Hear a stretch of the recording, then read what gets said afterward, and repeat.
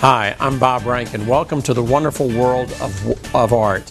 I'm an abstract painter by trade, but I also have been trained formally at East Carolina University. I had to know how to do representational work. I had to know how to do portraits, still lifes, the more traditional aspect of art.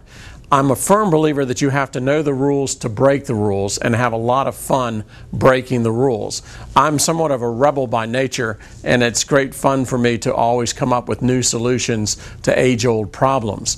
So how do you create a painting that's always going to work with you and for you, especially if it's an abstract work? I think where most artists go wrong is they're afraid to use or don't really understand the power of working with neutrals and how do you create neutral zones within a painting.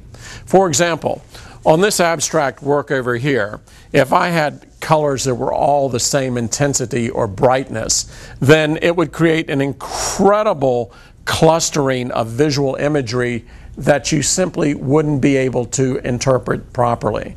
You have to have neutral zones within the painting. How do you create neutrals? It's by adding gray or part of its complement or part of its split complementary color. One of the exercises that I have my students do is always to come up with a value scale chart. Value is the difference between light and dark.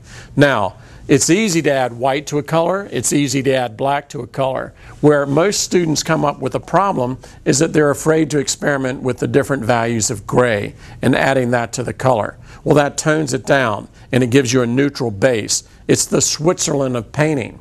So how do you do that? What's a good experiment to work with so that you can come up with your own neutral palette?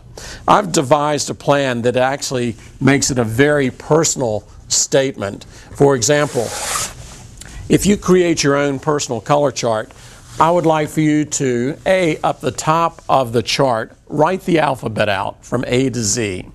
Then over to the left, I would like for you to create your name. Just write it down vertically. Bob Rankin, right here. And then we start referencing the color wheel.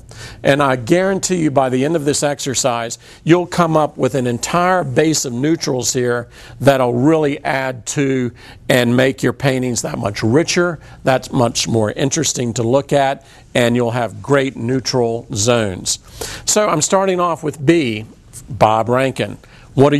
You look at the color wheel, find a color that starts with B. Of course, it's going to be blue. And then to that, I'll be adding white to create a tint, black to create a shade, and then gray to create a tone. And most importantly, we need to look at what happens when you add the complementary color to that. For example, complementary colors, of course, are those colors directly across from each other on the color wheel. So just think of Christmas, red and green, and Easter, yellow and violet, at the Howard Johnsons or the Miami Dolphins, orange and blue. So I'm looking at these color complements, and if I wanted to tone down blue, then I would have blue, and then I would just add a little bit of orange to that. And it's amazing what it does to create a wonderful neutral. Then following my letters down on the left, O, orange is very simple.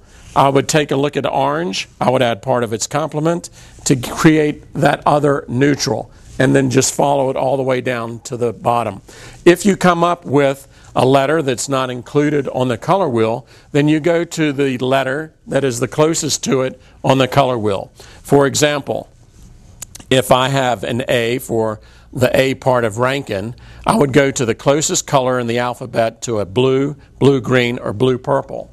So A is next to B on the color wheel, so I would look at blue. I've already used blue in that, so I'm going to look at the analogous colors. Analogous colors are those colors adjacent to and next to the primary color on the color wheel.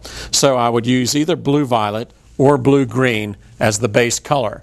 Then I would tint it by the addition of white, shade it by the addition of black, tone it by the addition of gray, and then also add part of its color complement. So these are the areas that are really going to create interest in your new paintings. Try it. I think you'll really like it. I'm Bob Rankin. Thank you very much.